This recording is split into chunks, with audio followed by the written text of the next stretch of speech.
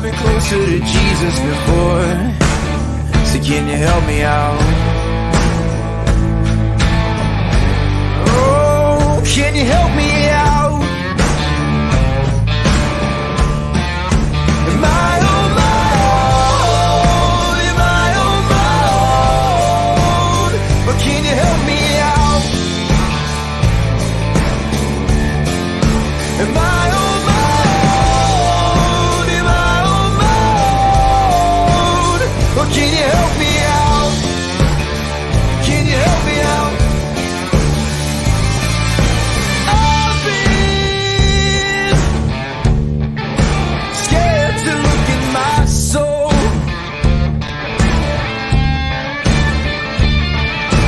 I've been afraid I would follow the road. Yeah, afraid of the things I've been told. Hello, everybody. Welcome inside a Wednesday edition of Running Point, and it is our debut of Wrestling Wednesdays with Gary Allseiser. Very, very excited to bring Gary into the fold. He's going to be helping us dive into the wrestling world every Wednesday on Running Point. And Gary, welcome in. Hey, thanks for having me. I'm really excited. I think it's long overdue to have a local, high school wrestling show. I just, get some information, talk about the kids and all they're doing, with their athletic careers. In the fall, we did this with golf with Brian Tolnar. We saw how underappreciated kind of golf was and how much people were excited about it. And I think wrestling falls into the same category, and we're excited to kind of shift into wrestling here in the winter. Yeah, it's probably golf probably suffers the same thing wrestling does, where football is king in the fall and in the winter it's basketball. But there's a loyal wrestling following out there, fans, and there's a lot of kids that are involved in the sport. So it's good to be here today. Is it true, Gary, though, that I just want to ask, because it seems like it's the same thing like with soccer in the fall, where there's those niche groups for it that, like, if you really like it, you're really into wrestling, and you just you can't get enough of it. Yeah, that's exactly right. It's really, it's not that you don't see the casual fan like you would in basketball or football, where they might go to a game or two. It's more, it's kind of there's a usually a diehard following for each team, and former wrestlers and whatnot that come. So you're right, it's more of a passion sport than a casual one, I would say, for the fans. Here's what I think is probably one of the reasons why that statement is true. It takes some work to understand wrestling. Like, you can't just go and sit in a match and know what's going on. Right. Like basketball, you just ball and hoop. Exactly.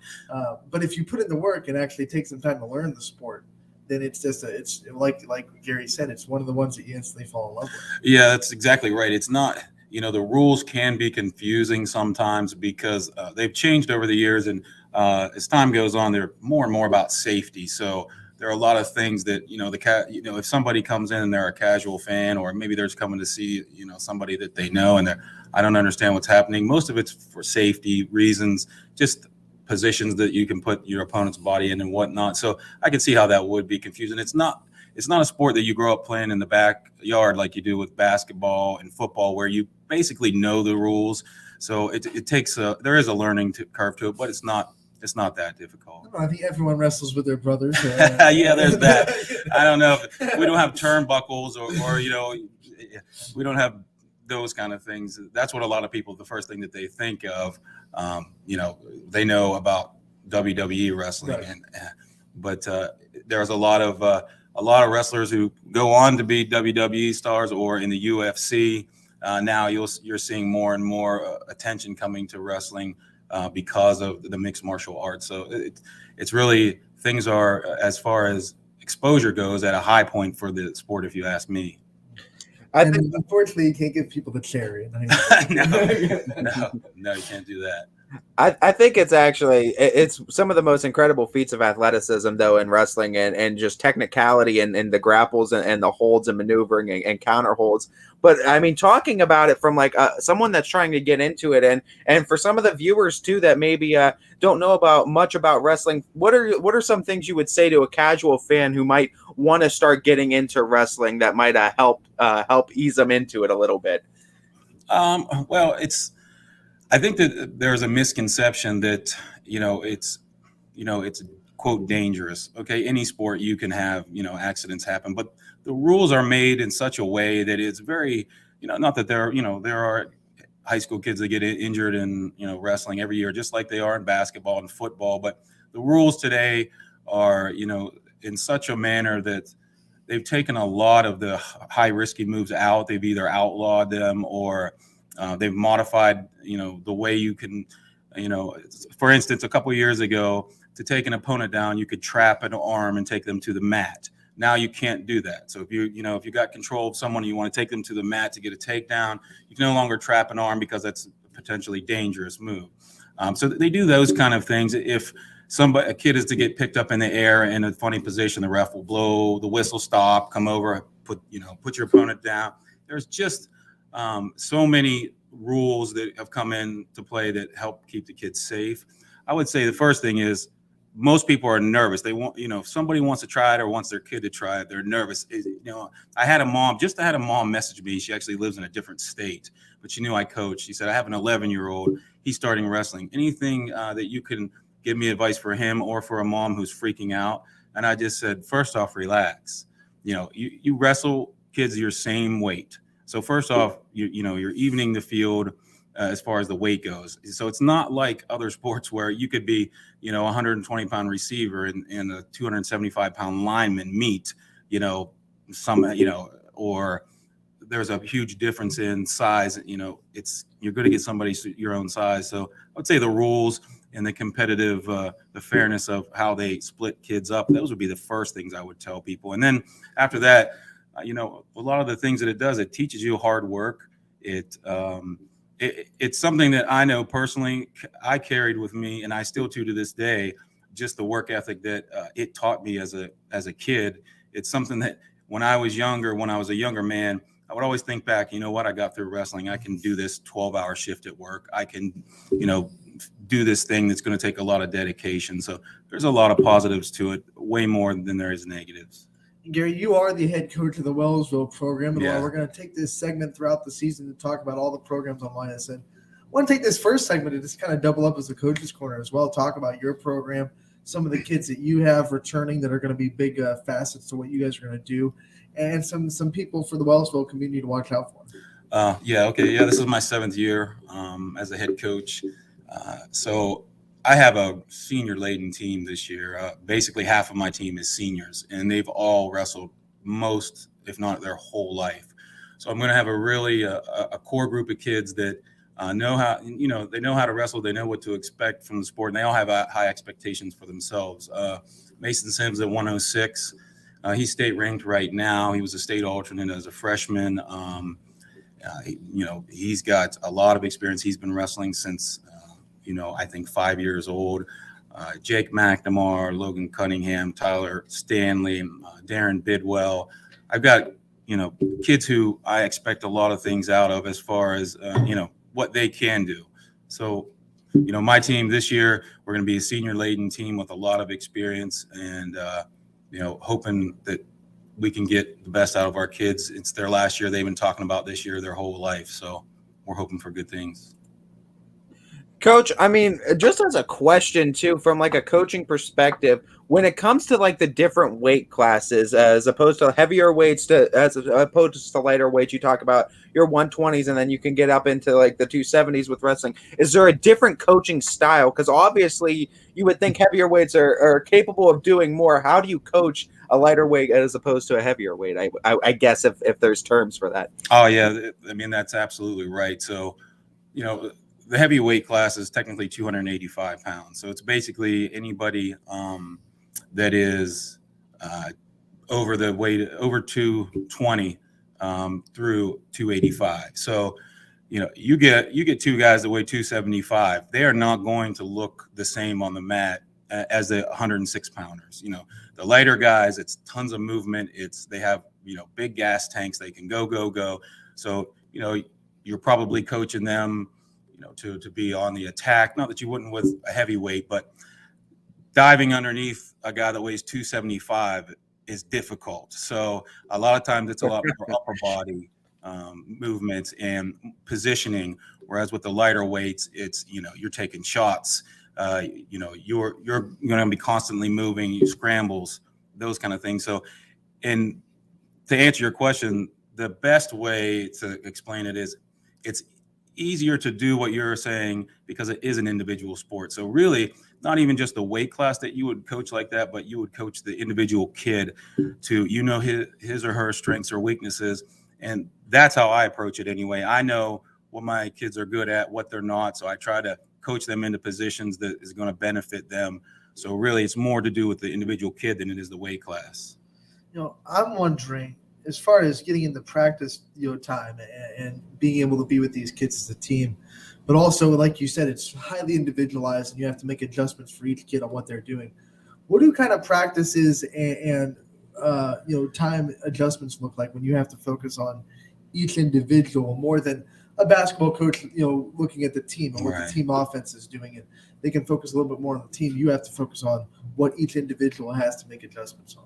Yeah, so I've got some really great coaches with me. So to answer that question is, I have Tim Sarge Sr. He's my main assistant coach. He came down from East Liverpool. I think this is his 5th season. He's done amazing for us. He's helped our technique, and really what Coach Sarge and I do, and all the other coaches that I have, Coach Ketchum, Sarge Jr., Seth Bloor, Bobby Sims, everybody that comes and helps me, Coach Justin Guerin. We kind of walk around the room, and as we're working on a move, we'll look at the individual kids, see what they're doing, and then maybe stop them. Hey, try this, try that, or you're out of position here and there. So it's really, I just have to have my head on a swivel. All of the coaches do. We really have to keep an eye on everybody. As time goes on, just like with anything, you get good at catching little things, and then you can correct them right then while they're doing it, and they just keep moving around the room. So we are just walking around the room the entire practice. Coach, talk to me a little bit about how excited you are to have that kind of Wellsville community back to support these boys, because we know that community last year with COVID restrictions, and we know how big wrestling events can get and how packed those gyms can get, some of the bigger ones. How excited are you to have those communities, the community support back?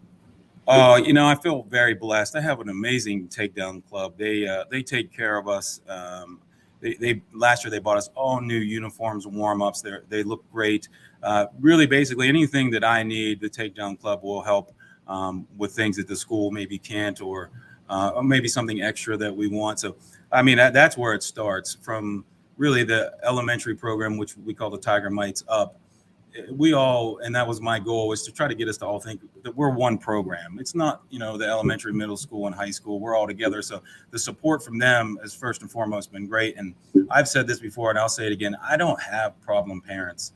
You'll hear a lot of coaches in different sports, say that they maybe have problem parents that, are all over them about this or that, or their kids starting, or those kinds. I don't have those problems. My parents are great. I really consider most of them friends. And their support, along with the Takedown Club, along with the school, it's been great. And as our program has improved, we've gotten more and more attention on the kids, and that's what really our goal is. So it's been nice, and I feel very blessed to be there. Now I want to kind of switch gears and focus on a preview of wrestling in the area and wrestling on the Ysn family. We know we have a lot of great wrestling programs on that wall next to you. Yeah. Talk about some of the big teams and some of the big names that we're going to be keeping an eye on this year. Anthony and I, right before the show, we looked at the wall here, and I was, picking off which schools had wrestling and which didn't, and which would be good. So, really, it probably has to start with Louisville. They're a Division II powerhouse. They were Division II state champions 2 years ago, I do believe, in the dual tournament. I think that they're ranked 3rd in the state right now. They do not have any holes in their lineup, and they are really, one of the top teams in the division in Ohio, Division II. There are 3 divisions in wrestling. Division I would be the biggest, and Division III the smallest, and they're in the middle there. And every year they've got kids who are placing, or they have several state champions. Just in the last couple of years, they have a kid that starts for WVU right now. I believe he's a true freshman starting there. They got kids that wrestling in several different colleges. So I'd say you start there. Beaver Local always has a great team. They have a really great tradition out there. They just seem to reload every year. Their numbers are great, and their community there really supports them. In Division III, really the class of Division III in this area and for the Ysn Network is South Range. That South Range division, that South Range team is going to be a pain for every Division III school that they come in contact with. They do not have any holes in their lineup. They have, I don't know how many state ranked guys, probably half of their lineup, I would say, is state ranked. They have guys that will be on the podium this year. They had, I think, 3 state placers last year and probably were a point or two away from having a couple more. That South Range program, what they've done there has been really remarkable to see, because the program in the grand scheme of things isn't that old. It's a lot older than some of the newer ones that you see that have come in the last 5 years or so, but they're not a school that had wrestling in there, like Wellsville. We just celebrated our 50th year a year or two ago. I think if South Range is probably around 12 to 15 years at the most, that's long enough to get a program built, but you usually don't see it done as quickly and as well because as South Range has done. And I know that Coach Mark Coolin put in a lot of work with their elementary and their middle school, and they are humming. They are firing on all cylinders. Talk to me a little bit about the shift you've seen in wrestling, because it feels like participation numbers have gone up probably in like the last decade or so from what I've seen. What do you think the shift is in it, and what do you think leads to more participation in the sport? Yeah, so the numbers in wrestling, after I read into this a lot when I first started coaching, but right after the 2008, the economic crash in 2008, the numbers took a really hard hit. And wrestling, it's not, like I said, you can't just it's not like basketball where you pick up a basketball and go to the playground where you can get some work in. You have to have somebody else to be able to wrestle with. You can do some stuff by yourself, but it'd be tough. You have to have a facility to go to as well. So to do those things, you really need, you have to have the resources to do that. And when the crash came, I think that really hurt the sport a lot. And it suffered for a while, but the last few years, if my memory is correct, the numbers have gone up. And I think the number one reason for that is you see more and more schools offering the sport. So you see schools continually adding the sport to, the offerings that they have for their kids. And even just locally in Columbiana County, like East Palestine now has a wrestling team. I know, they may have had one a long time ago, but they went a long time without it. And that's just an example of, a community that's had some kids that wanted to wrestle. Some people got together and they made it happen. So really adding teams, and especially in the smaller schools, I think it's really helped open it up to more kids. The last several years, we've talked about the development of not just wrestling, but sports in this area. We've had 3 straight seasons with a soccer team at least making it to the state semifinals. Football, it seems like we always have a team in the state semifinals now. Where does the Youngstown area sit in the wrestling scheme as far as the whole state goes? Do you think we are right at the top of all the other regions in the state, or do you think we still have some work to do to catch up with some other regions? I think that the Northeast Ohio is right there. I mean, you see, you've got kids from the local area that are winning state championships, or they are placing in the state. Like I said, with Louisville being a state champion in the dual tournament, I know that South Range has made it to the state tournament as a dual team. That you're at least the top 8 in the state when you do that. I think that that as a whole in the area, we are definitely right up there with just about everywhere else. It's a lot of smaller schools, in this area, so it's not going to be something like you'd see in the cities in Columbus or Cleveland, Cincinnati. But I still I think that this area is just as good as far as competition goes as just about anywhere in the state. Talking a little bit, Coach, like from a perspective of when you're bringing guys onto a team and when you're setting guys up for matches, what are you kind of looking for attitude-wise, and what kind of attitude do you think is ideal to have if you're going to be participating in this sport? Well, it's like most sports, you want somebody that's coachable and that's willing to learn. But the biggest thing, if I could, if I could pick anything, what I want out of a kid, personality wise, would be just somebody who's not afraid to put in work and also confident in themselves. I see every year, it's just like in any sport, you see a kid, they have a lot of potential, but maybe they just don't believe in themselves enough. And you'll see them lose matches that they probably shouldn't have because they were afraid to take a chance or they're overthinking things. With wrestling, there's nobody else out there to bail you out or to help you out or There's no teammates out there to run a scheme on. It's just you and no one else. So a lot of times you'll see kids second guessing themselves. So really self-confidence would be the first thing, as well as coachability. But the confidence, if you don't have that, then your career is not going to be as good as it should be. But the best thing about being a wrestling coach is when you see that all click, and you'll see a kid live up to their potential, where they've been in the sport long enough, they're not afraid to try things start clicking inside, and they are confident in themselves, and they have been coachable, to learn the things that coaches tried to teach them. That's probably one of the most rewarding things that you'll see as a coach. When a kid starts to believe in himself, then you know that the rest of their life could really have a high trajectory from there, because they now know that they're capable of good things. Coach, talk to me a little bit about the strategy that goes into a match day and what kind of things you look for to win out of a match and to get kids to win in their best position as well. Well, that's a great question. I'm one of those weirdos that I'll sit down and I will map out a match with whoever I'm wrestling, based on their lineup, and every possible lineup that they could have.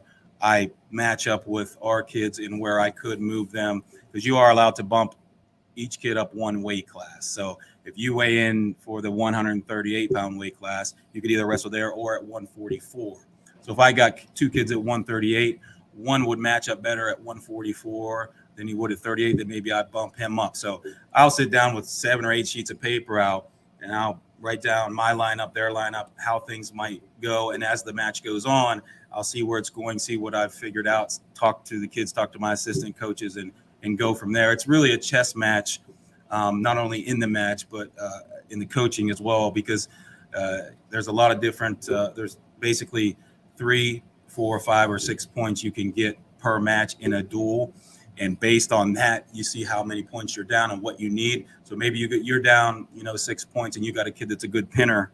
You'd want him to wrestle rather than a kid who maybe wins by 1 or 2 points every match. So those are the kind of things that I look for, and it really depends on the flow of the match most of the time. When it comes to watching film and scouting from the kids' perspective, how do you kind of dish that out then? And do the kids have an idea of who they would be facing week to week? Because with a lineup like that you said all these possible outcomes, how does that kind of go into getting the kids ready for what they might be facing coming a match? There's not a lot of film watching going in per se, because we see these kids. We go to tournaments. So you go to a tournament, you got anywhere from 12 to the OVAC tournament has, I think, 44 teams in it.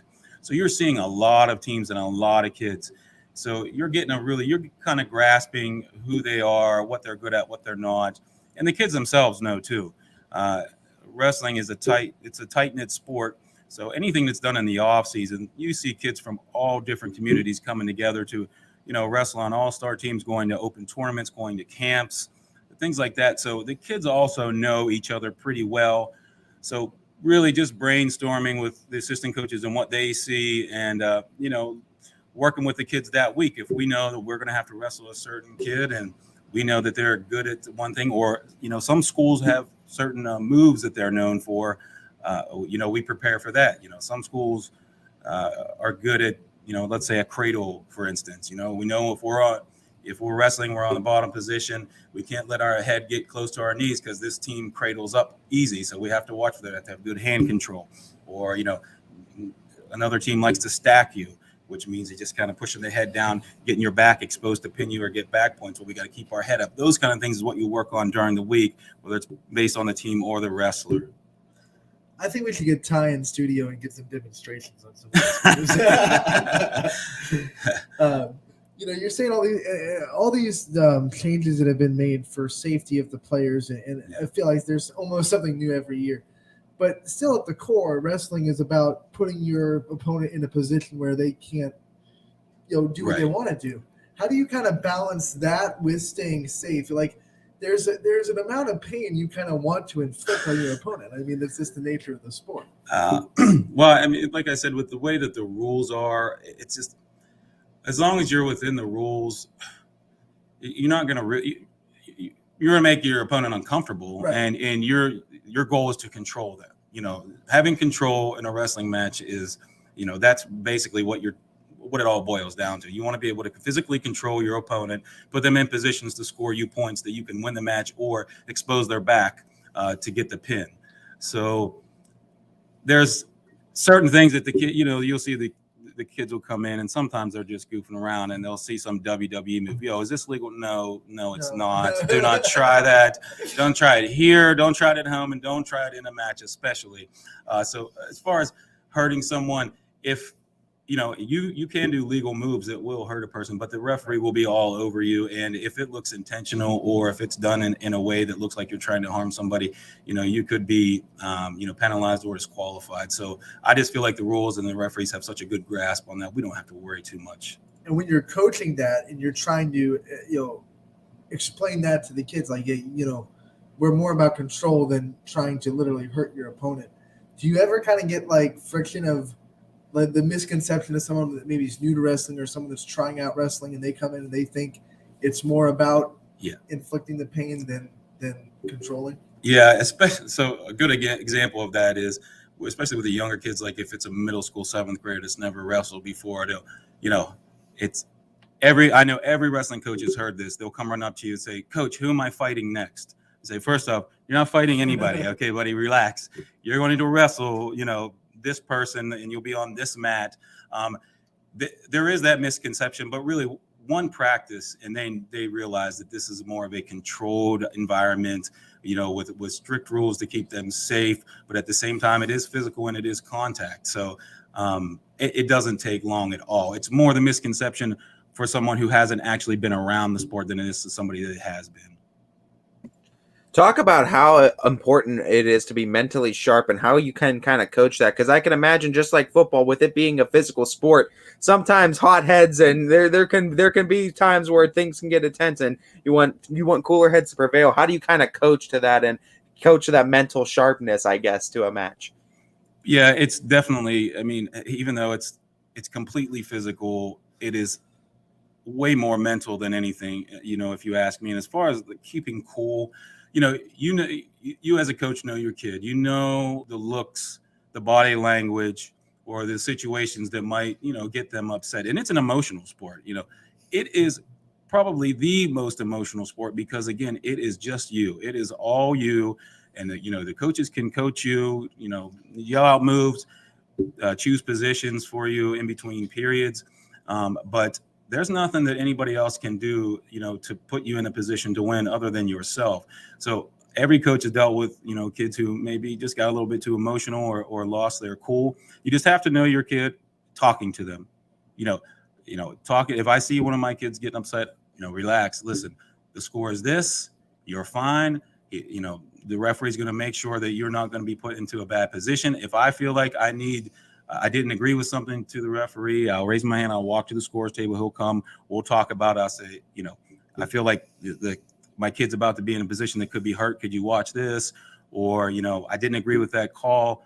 I just feel like the communication between coaches to wrestlers to officials is really what will combat that the best way.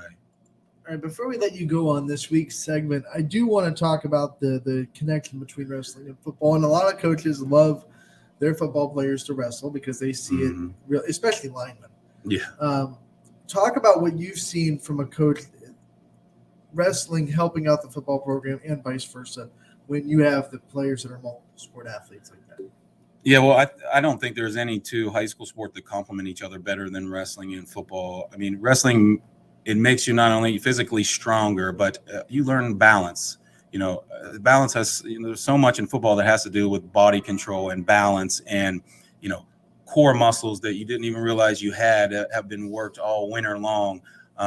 And really learning a takedown. I mean, learning a solid takedown can help us on defense in football. When you are a linebacker and, you're kind of in your position waiting for the offense to snap the ball, it's kind of like a wrestling stance. So it comes natural. And if you're a linebacker, you're trying to tackle somebody who's coming at you. That's a double leg takedown. So many things about the sport, translate to football that I feel like if more kids wrestled, they would be even better football players and vice versa. I talk with my football coach all the time. I do the games on Ysn for our football team, and he wrestled in high school. He's a big wrestling proponent, and he suggested his kids that aren't doing anything else that they wrestle. And I've got several kids that come out on the team because of that, and they've all been better football players for it. Coach, we can't thank you enough for coming on this week, and we look forward to this segment going forward, previewing meets that are coming up. Absolutely. Breaking down results that have happened further in the season, and maybe getting some coaches on with you too, and sure. and getting them to ask, getting them their feelings on the season, and you can ask some more educated questions than I'm sure me and Ty could. So. Yeah. Hey, anytime. I'm glad to be here. This is a pretty exciting thing. And, I know a lot of coaches. I'll bring in anybody and have any discussion you like. That is exciting. We are excited. We'll be back next week with you. We're going to take a quick break on the other end. Me and Ty will break down last night's action. And we have a lot of games to pick between now and our next show on Monday. So that's what me and Ty will be doing for the next segment of the show. We'll be right back on Running Point, brought to you by Greenwood Chevrolet in Austintown. Happen all day. Some are good, some not so good. In today's complicated world, while you're busy working, playing, and living life, we're busy helping you make sense of the day's news. And there's only one place where it comes together with clarity, context, and accountability. It's 21 News at 6 with me, Madison Tromler, and Derek Steyer. 21 News at 6. It's what the day's news really means to you. Welcome home to a home made homier with Baird Brothers Fine Hardwoods. Inspiration starts at BairdBrothers.com and is turned into reality when high-quality hardwoods are delivered right to your home. Baird Brothers has the latest design trends, shiplap and skinny lap interior siding, antique oak rustic flooring. And, well, you'll find them all at BairdBrothers.com. Ordered easily, delivered conveniently, enjoyed comfortably. BairdBrothers.com. At Greenwood Chevrolet, shop with confidence knowing we're ready to go the extra mile for you. With the largest selection of used vehicles in the Valley, backed by the Greenwood Advantage Warranty. Every one of our vehicles has undergone our own 126-point inspection, so it passes the most important inspection, yours. No other dealership has the extra inventory, gives you extra for your trade, and goes the extra mile for you. Only at Greenwood Chevrolet. WRS Wealth Advisors, the area's premier wealth and retirement specialists. Located on South Avenue in Boardman. Quality, customer service, and integrity. Those are the 4 words that have driven our success since 1957 at Joe Dickey Electric. Joe Dickey Electric is one Mahoning Valley landmark business that stays current with the requirements of our customers. Family owned and managed, we are an electrical contractor and energy solutions provider. Every member of our team adds to his or her skill set through ongoing training. Residential, commercial, industrial, automotive, and more. We keep ahead of the needs of our customers with a fleet of more than 50 vehicles and 24/7 emergency service, so you're never left in the dark.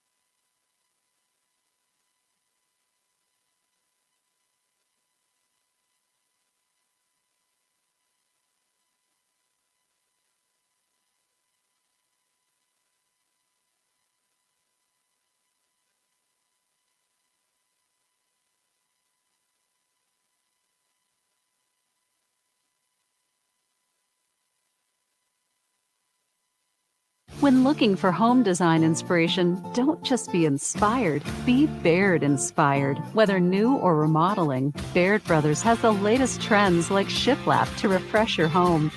Go from inspiration to installation with our wide selection of in-stock American hardwoods. From the rustic charm of antique oak to the warmth of traditional cherry, Baird Brothers has what you need to make your home inspiring. Baird Brothers, our family's heritage, your family's home. For a great vehicle and a great experience, come to Boardman Mitsubishi today. As always, our full lineup of Mitsubishi models comes with a standard 10-year, 100,000-mile powertrain warranty. Boardman Mitsubishi, your hometown Mitsubishi dealer since 1999. Coca's Pizza, always supporting our community and our local athletes. Stop in on game day or score big and have it delivered right to your door. Check out our daily specials at cocaspizza.com. That's Coca's Pizza, we serve it hot. At Hubbard Chevrolet, Hubbard can help you get the financing you need, regardless of your situation. I'm Tony Page, and I've helped thousands of customers in Northeast Ohio and Western Pennsylvania buy a vehicle. Visit HubbardChevy.com to get pre-approved. Remember, folks, Hubbard can help.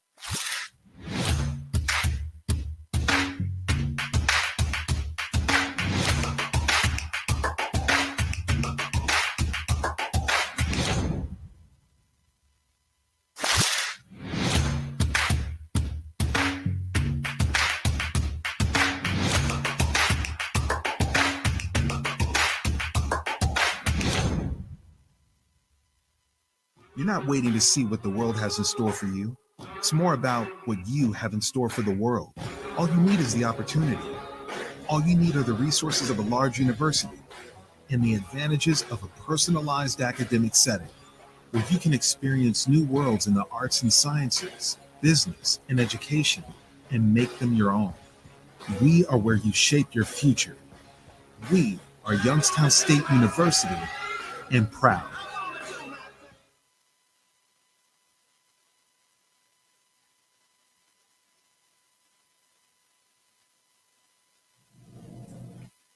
Welcome back to the Wednesday edition of Running Point on ysnlive.com. We just got done with our very first Wrestling Wednesday with Gary Allseiser, and I am so excited to continue this segment every Wednesday on Running Point and dive into wrestling. Yeah, it should be an exciting segment too, as we get educated on some area wrestlers, and we get to feed that wrestling community that we know is so hungry for coverage, and we're going to be excited to bring it to you every Wednesday. And I really like this idea of doing Running Point from a wrestling event. The more we talk about it, the more I think it's a good idea.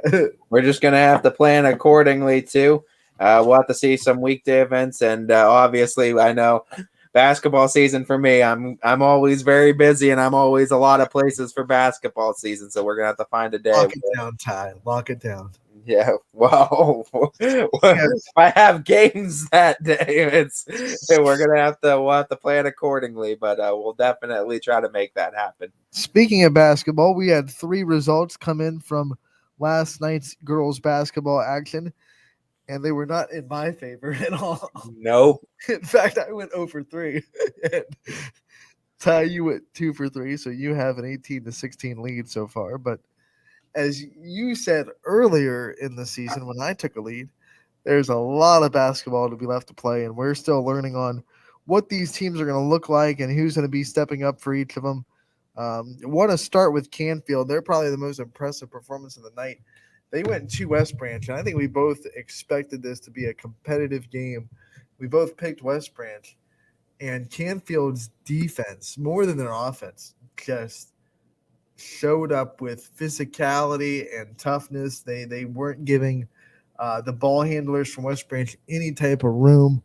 And to their credit, new inexperienced ball handlers from West Branch, despite the size of the point guard, it's still a new point guard. It's still a lot of new ball handlers for the Warriors, and they found themselves very agitated by Canfield's pressure. Canfield wins this game 45-23, and after 3 quarters of play, West Branch only had 14 points. Very tough night for the Warriors offense. Canfield was led by Alyssa Dill, who had 13 points. No one else has double figures, so it wasn't a stellar offense tonight for either team, but Canfield's defense showed out for sure. And that's what Canfield's always been strength-wise on the girls' side of things is defensively, and that's how they've won a majority of their games last year, and it's how they're going to do it this year. But, I mean, they're the real deal, beating Perry and West Branch right out of the gate. So, I mean, very tough opponents and coming away on top. So, big start of the season for Canfield as they look to continue. Not trying to say that Perry win wasn't impressive, because it was. Perry's a really good team, and Canfield was able to come back from being down at halftime to win that game pretty handedly by 11. So it was impressive, but like I was just watching that game thinking, okay, it's first game though, like Perry's first game, Canfield's first game, and Canfield just got over the hump a little bit faster than Perry did. This game, more than that, just makes me a true believer in what Canfield is going to be able to do this season, especially when they get Summer Samarone back, who wasn't even in this game. Yeah, and that's big too, because the West Branch offense is very tall and the defense is very tall. So, I mean, they went up against height and they came out successful. So, big win for Canfield. We were both wrong on that. I think you said it best, and I saw their wings. Now, I'm a believer. Yeah, honestly, I am a believer. Out of my mind. Yep, no doubt. There is no doubt as going forward. I think Canfield has to be serious, giving some serious looks. They go to Friday. They will be hosting a boys-girls doubleheader against Marlington. It's actually a quadruple header if you think about it, because the boys JV will start at 3, and then the girls JV, and then the boys varsity, and then the girls varsity. So 4 games going on at Canfield back to back. Canfield, all Marlington versus Canfield. It's going to be an exciting time. I'm going to be there for both the varsity games. So boys at 6 and the girls will follow. So exciting time too. Is Anthony going to see 4 Marlington Canfield matchups in a row? And Coach Real is very excited too, because his girls get the headliner. Like usually in those boys-girls doubleheader, girls play first and then boys get the primetime slot. And he's like, no, we want this primetime slot. We're getting it. We're going to be able to show. Boys team needs to stick around now after, and right. It's loud for the girls team. Like, you're already there. The fans better stick around for that girls game, because no doubt. It's going to be a good one. Marlington last year, district runners up in Division II, lost to Poland, return a lot of players. It's going to be a good matchup between Canfield and Marlington on the girls' side and on the boys' side, opening the season. Yeah, that's going to be very fun, no doubt. And that's when we're going to, opening the season, we don't know. On the boys' side, we don't know what each team's going to bring to the table. Yeah, and we talk about Friday being, it's going to be, there's a lot of intrigue tonight. Tonight we have a couple of matchups too. We have a matchup, I should say, on the network, and we have another one that's not going to be on the network, but Fitch is playing, I believe, Ashtabula Lakeside, I think. You're right. I think they're playing Lakeside on the road, and getting their season started. The girls are, I think, keeping an eye on that one. I know, because you're going to be covering a lot of Fitch this year, so I'm sure you'll be looking at scores and trying to see how Fitch handles Lakeside. Yeah, no doubt. But yeah, and then the game you're covering tonight. But we have a bunch of games Friday, and I'm excited for that. Before we get there, we still have some recaps to get to you. Columbiana just owned the whole city of Columbiana last night as they travel a skip and a hop down the road to Heartland Christian and win this game 66-22. Ty, this is another one that you picked right. I picked wrong. I had a feeling too. The Clippers, just looking at what they were able to do against a very good Mooney team, I thought they were going to be able to figure it out too, and they did. And Heartland Christian just off to a little bit of a rough start, but there's no doubt in my mind that they could figure it out, especially offensively. It's just one of those slumps they're going through right now, and it feels like every team goes through it sooner or later. Columbiana did that, by the way, without Tori Long, who is down for a little bit with an injury. So mighty impressive. 3 players for Columbiana in double figures. They were led by freshman Caitlin Pleska, who led the Clippers with 20 points. Then Columbiana was also in double figures with Ella Venezia. She had 14, and Camille Zentner had 13. Maddie Matthews scored 14 for Heartland to lead.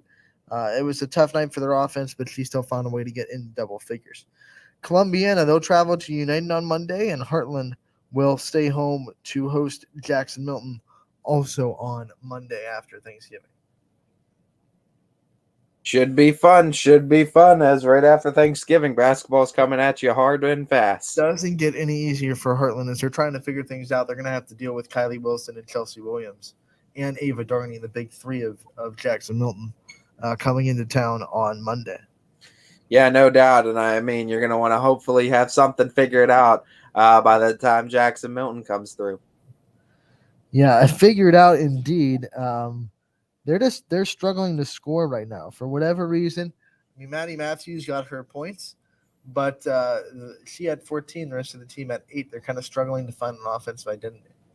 Yeah, and I mean, a lot of teams were going to expect that from early on in the season, and I think they'll figure it out. It's just it's a little bit of a learning curve, and they're going to go through their bumps early on, but I think they'll have everything figured out. They have the talent to do so, definitely, over there.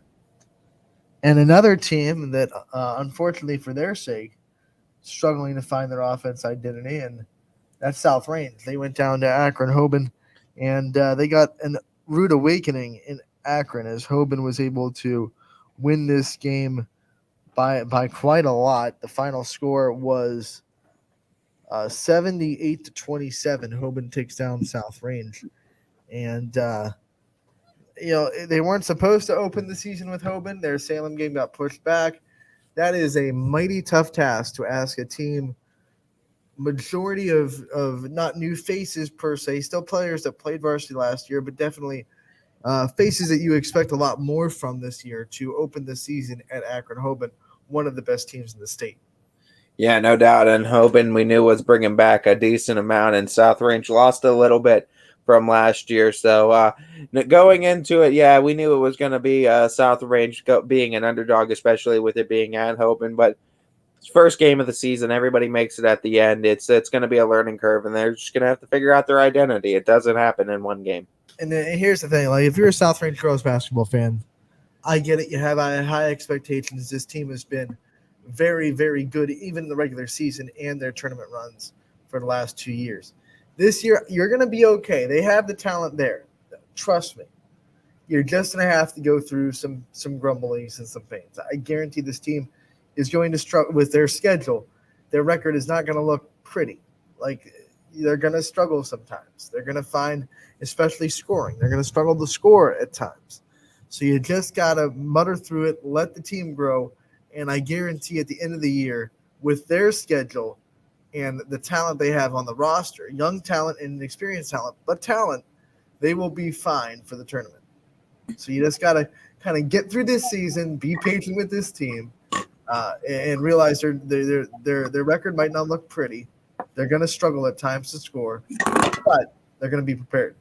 It goes for a lot of teams, too, and a lot of teams in that kind of same position, too. So just be patient with a lot of these teams. And like I keep saying, the basketball you're going to see from a lot of these teams in November is not even going to be close to the basketball you're going to see from them come February. South Range back in action on Monday as they open their home slate against Salem, the game that was originally scheduled for Friday the 19th, now going to be played the Monday after Thanksgiving.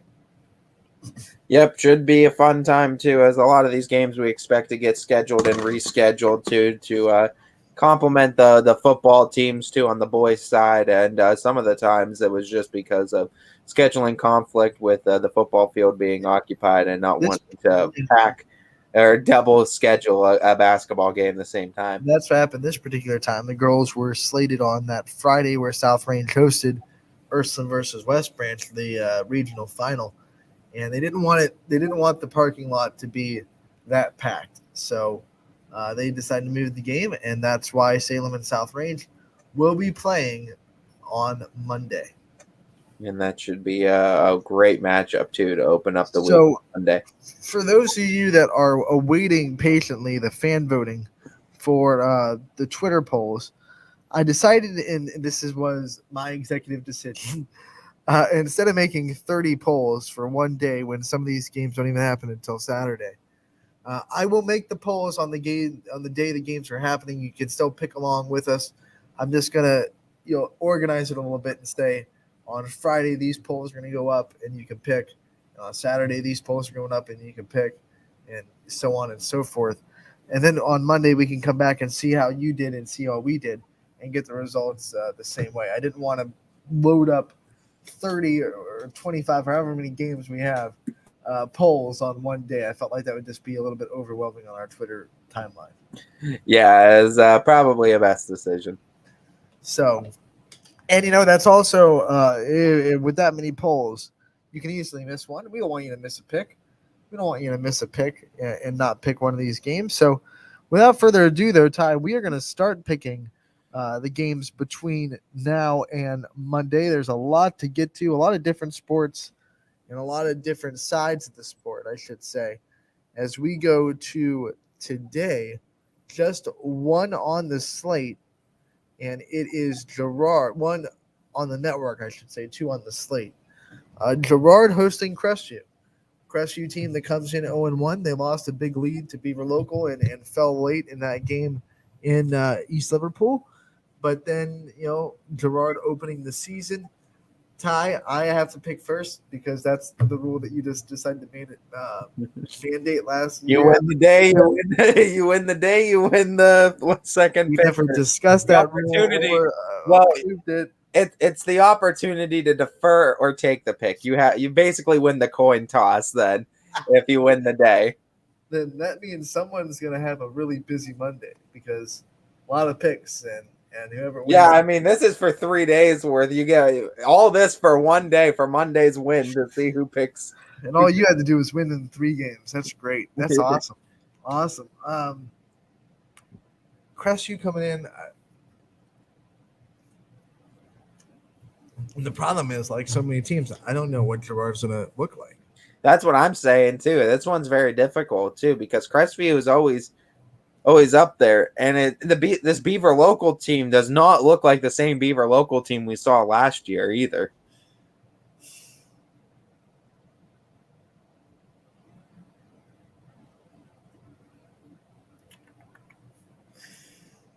Crestview's defense was still pretty good. They held Beaver Local under 50 points.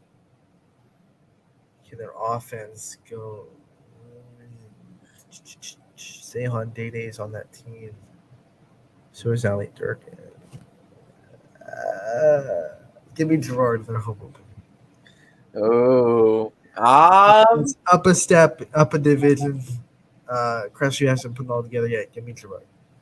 Yeah, this one I was kind of 50-50 on too. And I don't know if I wanted to go over experience over the fact that Girard has the surprise factor and that we don't know what they bring to the table. I'm gonna take Girard on this one as well, especially being at home. I think that's a fair pick. I'll go with Girard in the home opening. All right, Austin Town Fitch going to Lakeside tonight. Ty, it's your turn. You cover this Fitch team a lot. You know a lot about what they're doing. How do you think they're going to fare in their first game of the year at Lakeside? I'm excited to see how they've developed. I'm excited to see what Ayla Ray's done as a point guard, how Zeta Cricky's developed as a shooter. For me, I'm trying to think of how Lakeside was last year because I know the boys team met Fitch in the tournament. I'm trying to think of what the girls team did last year. Let me bring that up and tell you real quick. Let's see. Lakeside. And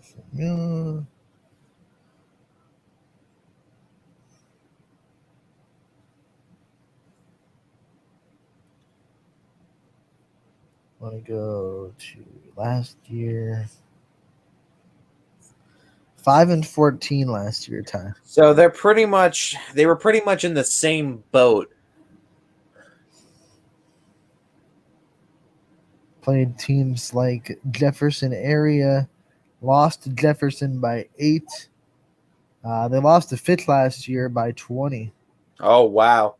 No, yeah, that's all I needed. Then give me Fitch. That's all I needed. 17. They lost by 17. And I think this is going to be a team in the Lady Falcons. I mean, don't get me wrong, Lady Dragons can be well improved too, but I think Fitch is going to be improved in some spots, and a lot of these young players. Ayla Ray was a freshman last year. Creaky was a sophomore, I believe, coming back as a sophomore and a junior. And Ayla Ray and Creaky, I think this is going to be a fun team that's going to get better as the season goes along. Yeah, give me Fitch in this one. I am with you. I think Fitch has put in a lot of work in the offseason that people are going to take for granted and try to judge them based on how last year went. I think last year had a lot of problems that had nothing to do with basketball, to be honest. We won't go into it, but I think there were a lot of other issues in that team that just were. Biggest thing, if that team has chemistry this year, they're going to be really good. It was countercultural to a winning culture. So yeah. I think they fixed that. I think they put in a lot of work. I like what Coach Wilson is doing. So I'm going to take Fitch to get this win. Yeah, I think Fitch should be able to pull this one off this year. All right. Everyone is off on Thanksgiving. They're all going to eat their turkey or whatever food you decide to eat on turkey. Some people eat ham. Some people eat chicken. I've seen some pork chops too. So whatever you heathens like that isn't turkey, then you can go and enjoy that. while the real Thanksgiving purists like me have turkey. I'm just kidding. Purist. So as we look at the week ahead, though, as we go all the way to... Do we want to do all the football picks first or all the basketball picks first and then do the football picks last? What do you think, Ty? You want to do football? We could save the football playoff picks for last if we want to. Yeah, let's just run with basketball, and then we'll do our three matchups, yeah. So the first game on the slate, and I'm just going right in the order that they appear on our schedule for Friday, we have boys basketball, and these are all going to be boys games, and then we'll pick the two girls games that are happening on Friday night as well. Middle Ridge at Heartland Christian. This is a part of the Lisbon Tip-Off Classic, so this one will be at Lisbon High School at 5:30. Ty, what do you think about this one? Actually, it's my turn to go first. Yeah, but I mean, if you want to preview, this is going to be interesting because Heartland was a great program last year. Mineral Ridge was kind of like middle of the pack, and I don't know what Mineral Ridge is going to bring back this year. A lot of seniors graduated. Yeah, I remember a lot of seniors graduated. And I'm trying to think of I'm trying to remember the preview we had with Mineral Ridge, but it should be a good matchup. But this one, Heartland was a very successful team last year, and they're probably going to be pretty successful again this year. Yeah, I think Mineral Ridge was unfortunately one of the boys' teams that we missed. I don't think we got their coach. Yeah, I'm trying to remember offhand, and there was a lot of guests from a lot of programs, and offhand, I can't remember if we had the preview or not on that. Give me Heartland Christian on this one. I think Mineral Ridge lost a lot last year. Lost an 1,000-point score in Austin Governor. Lost a lot of seniors. Don't know what they're going to look like. I know what Heartland's going to look like. Give me the Lions. Yeah, I think Heartland is definitely was a very good team last year. I think Coach Scott does a great job over there, and I really like the culture he's created. And I'm excited to see what the Lions are able to do this year. Give me Heartland as well. Okay, so the first part of the doubleheader on Ysn and Canfield is Marlington will travel to Canfield. Their boys team tip-off is at roughly 6 o'clock. Remember, there are 2 JV games before that, so these times are rough estimations. It might not be 6, might be 6:15, might be a little bit earlier. It just depends on how fast or slow that JV game goes. So Marlington at Canfield. It is apparently my turn to pick because Ty just left us. I am going to go with Canfield on this one. Not on these two teams that are opening the season. I think there's no reason not to pick against no reason to pick against the banner.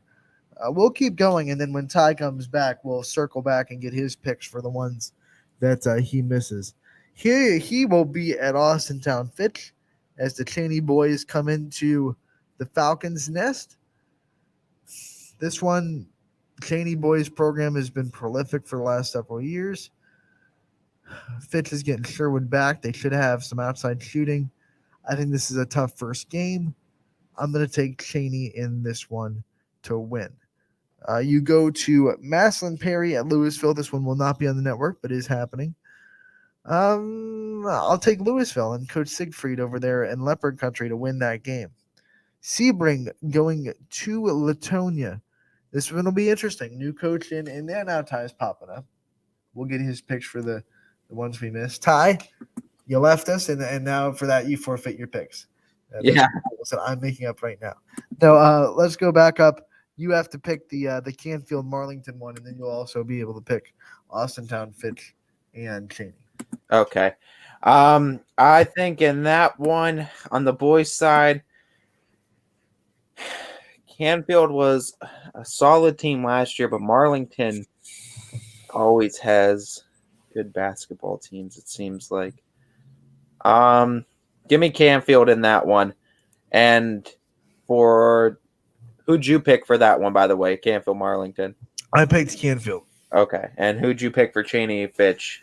I picked Cheney. Okay, you were first on that one. That one's going to be an interesting matchup because both Cheney and Fitch are bringing back a decent amount, and Fitch gets Sherwood back this year. They didn't have him last year, so that's going to be huge for the outside shooting. A lot of athletes in this one.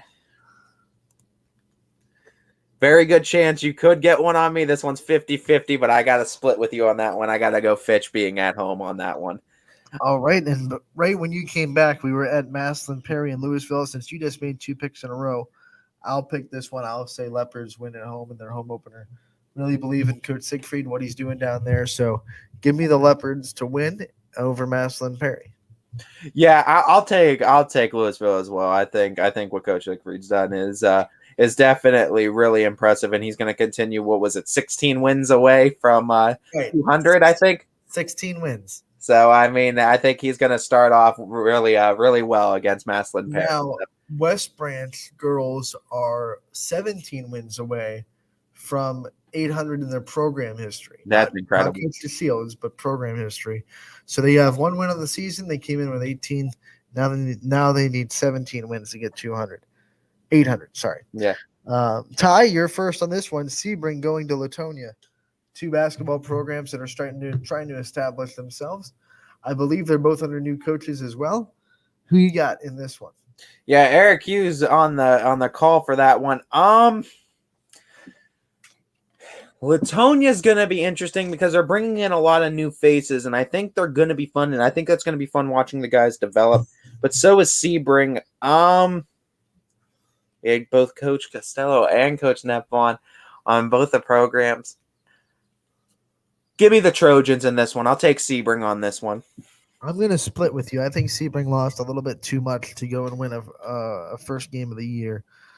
They're like a lot of other teams in the area. They're going to be finding out who they are, and that's never a good recipe to win game 1. So I'm going to take the home team, and I'll take Latonia and split with you there. Staying with the boys, Waterloo goes to Garfield.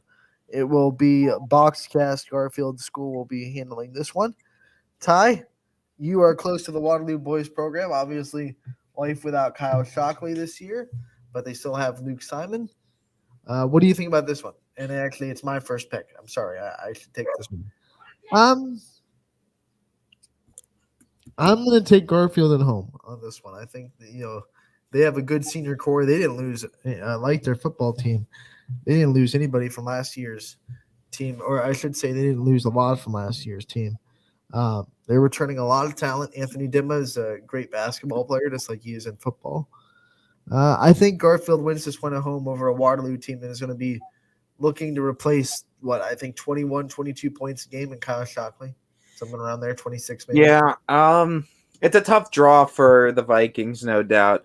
First game of the season, especially going to Garfield, and we know the G-Men are going to have a very successful team like they do every year. I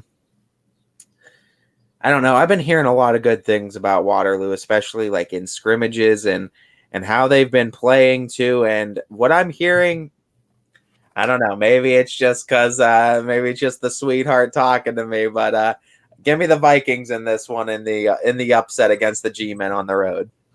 All right, we'll look forward to that score, and I'll look forward to texting you when Garfield wins. Western Reserve caps off the Lisbon Tip-Off Classic with the game against Lisbon. This will be Lisbon's home opener. Rick Daly will be on the call.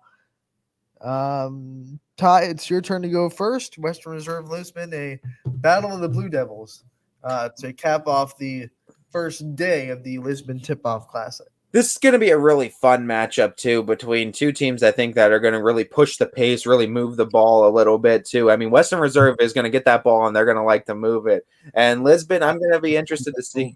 I like to move it. It's going to be interesting. I feel like Lisbon just has a little bit more, and with this being the Tip-Off Classic home opener, give me Lisbon in this one at home.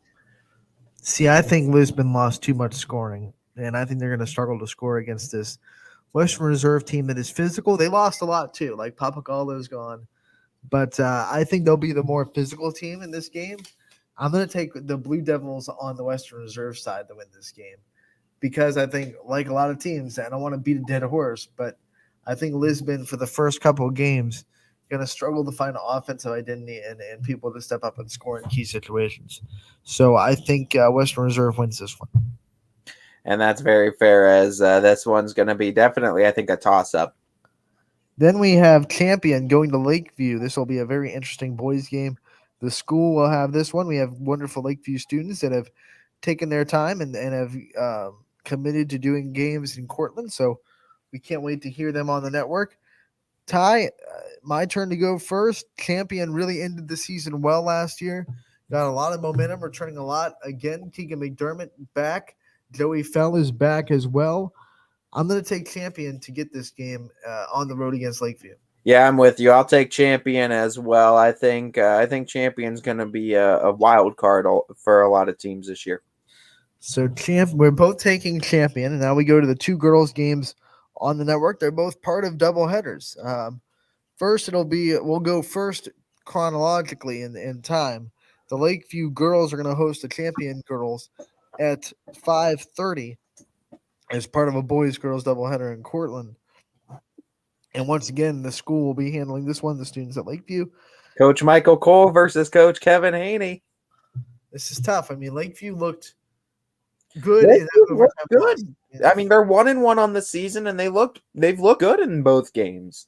So, and Champion, I'm not exactly sure what everything Coach Cole has coming back this year. So that's enough for me to kind of be very skeptical on Champion. They might have really good players. They have a good program. They consistently have a good program. But it's just, I don't know. That's a problem. Like, I know they lost to McGamont, which was their best player by far last year. I'm going to lean towards Lakeview on this one to win at home.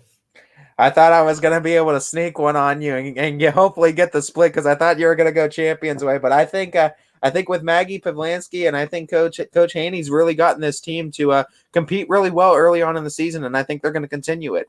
See, I thought you were going to be derailed off the Lakeview train with the score of their last game. So no, I think Lakeview can do it. I at least early on in the season they have experience, and I was going to get a split on that one. We both thought we were going to get a split. We both took Lakeview. Yeah, we both took Lakeview. We're on the Lakeview train. All right, let's get it, Coach Haney. We got this. We go to Saturday. A lot happening on Saturday as well. We forgot the other pick, though. You didn't get that. Oh, yeah, right. I'm sorry. Your game, too. It's the last on the schedule, and I just forgot that I went and I shouldn't have done that. I thought I got fancy in chronological order. Canfield hosting Marlington. This game will tip off at roughly 7:30, depending on how that whole time schedule goes. Once again, it's a quadruple header with boys and girls JVs getting started at 3:00. I can't pick against Canfield, not after what we just saw. I'm not, and I won't. No way. So after the last two games, I'm not, and I won't. I pick Canfield as well. Canfield wins and goes to 3-0 on the season. Let's go to boys basketball on Saturday now. We'll continue the Lisbon Tip-Off Classic. This time, Western Reserve will play Heartland Christian. Ty, is it my pick first on this one? Your first pick, bud. Yeah, for me on this one, and and believe me, I'm not a hater of the Western Reserve, and I don't mean to pick against them twice, but I really like what Coach Scott has coming back with this Heartland Christian team. I think they're going to be really talented this year, and I think that boys team's going to be tough to beat. I'm going to pick the Lions in this one as well. Harlan Christian is a hard team to figure out because they had times last year where they looked really good, and then they had games like their tournament game against Matthews that they lost where you're just scratching your head. Yeah, true. What happened? And they return almost everybody, but I think they're good enough to beat a Western Reserve team that is going to be relying on their defense a little bit more than their offense. I think Heartland scores more. Obviously, that's why I think Heartland wins. I'm going to take the Lions as well in that game. We move on to the second game in the Lisbon Tip-Off Classic. Rick Daly will have the call on this one as Mineral Ridge will square off with Lisbon. This one, once again, because Mineral Ridge lost so many seniors last year, and they lost 1,000-point score, in Austin Governor, I just think they're going to struggle early. I'm going to pick Lisbon to win this game and go 1-1 in their opening season tournament. Yeah, I gotta go with Lisbon as well too. I think Lisbon. You say 1-1. I think by 2-0. I think by the end of all of it, I think for Lisbon. I think you might be getting a text while you're calling the fix game. Yeah, but I'm definitely taking Lisbon as well in this one. I think Lisbon's gonna have a solid squad this year. We switch over to the girls' side of things, and it starts at 1:30 with DJ on the call at Salem as Austin Town Fitch comes into town. We saw Salem not look great, but get the win against Howland, 50-47. They pulled it out. They were trailing after 3 quarters. They were able to hold Howland down in the 4th and get enough points, which is what great teams do. They find a way to win when they struggle. So I'll take first pick with this one because I believe it's my turn. I picked first in the Heartland game. So it's my turn to pick first. Not that it really matters. No, not the that. Grand scheme of things. But I'm going to pick Salem to win this game at home in their home opener.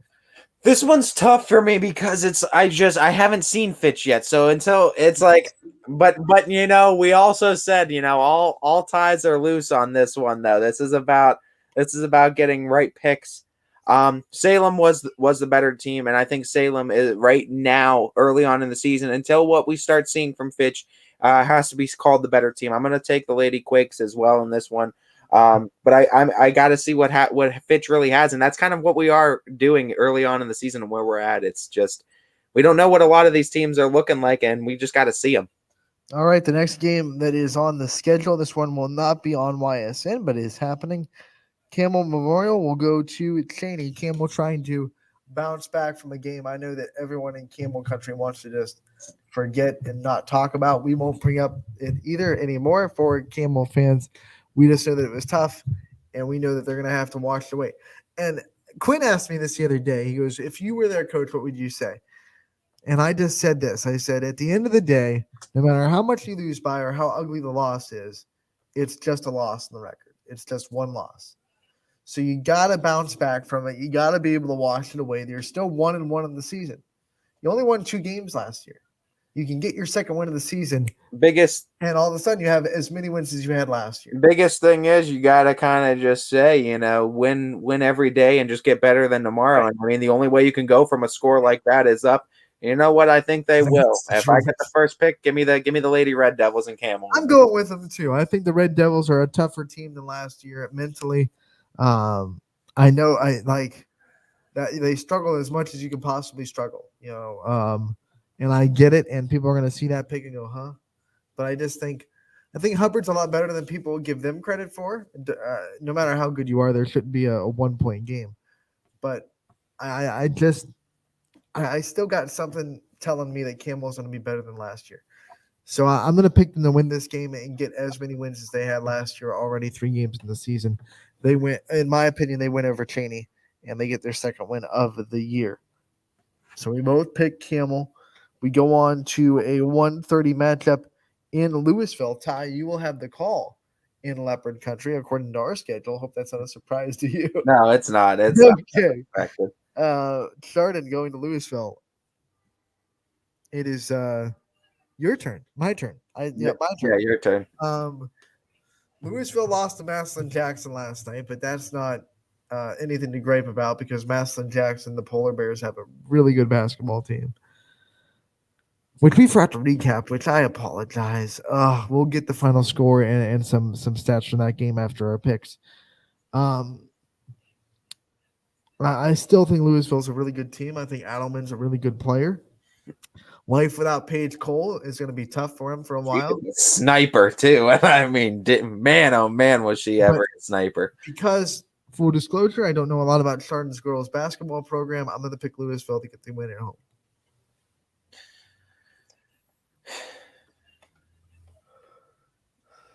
I think Chardon's program is actually pretty solid, but that would be my luck. I'm gonna go with Louisville at home too, because I mean it's the same thing almost as Crestview. They just have good athletics there in Louisville, and they have good followings, and they're never down and out for too long. So yeah, give me the Leopards as well. Rock of that banner tie, Leopard Nation going to come on strong. West Branch is going to have to regroup after losing last night. They will be at East Liverpool. This is a 1:30 tip, and CJ Schroeds will be on the call. Ty, this one's hard, and it's yours. This one is hard because I really do think They're East good against Southern, even though they lost. I think, yeah, no doubt, and that's what's really hard for me looking at this. But the only thing for me is just West Branch has been so good, and I know this loss to Canfield hurts, but they were playing up divisions, so I got to go with West Branch still. I got to just figure that's a bump in the road for the Lady Warriors, and you can't keep them down. And it's hard for me because I don't want to say that the Lady Potters go off to that slow of a start because I think they're a much better team. I think it's just a tough schedule early on. I think the Potters can do it, though, is the thing. But I got to go with the Lady Warriors in this one. I think even in that Canfield game when they lost, they held the Canfield team that's really good on offense to 45 points, which is good defense. Defense was not the problem for West Branch last night. No. For sure. I think their defense will be too much for East Liverpool. I'm going to take West Branch as well. Yeah, I think the Lady Warriors just have a lot of height there, too, and that's going to help them for sure. A showdown in Youngstown as Boardman goes to Cardinal Mooney. It will be me on the call at 2:30 tip here on YSN. This is going to be interesting. Boardman, unexpectedly down a couple of players, a couple of injuries lingering from soccer season. And I don't know if Coach Green will be back on the sidelines or not. I know he was off the sidelines for their game on Monday. So that's always tough when your head coach isn't there. And Mooney looked really impressive in their first game. Give me Mooney to win this game at home. Yeah, I'm on the Mooney train as well. I mean, that was one of those teams that I saw a few times last year, and they look really good. And I think Mooney's going to be a really tough team this year. So give me the Lady Cards as well. Both on Mooney, and we'll recap our picks after we're done to make sure we're both on the same page on who we picked because this is a lot. Once again, another game that's not on the network but is happening on Saturday. St. Thomas Aquinas goes to East. East with the heartbreaker in overtime to Louisville. Lakeview. I don't know why I said Louisville. Lakeview 41-40. But a game where I think Coach Franklin has to be pretty impressed with their tenacity and their effort. I'm going to say they win this game against St. Thomas Aquinas. I don't know. Honestly, that's another program that I'm not sure about. Aquinas. Yeah. They might be a really good program, and that might. I was very impressed with East, and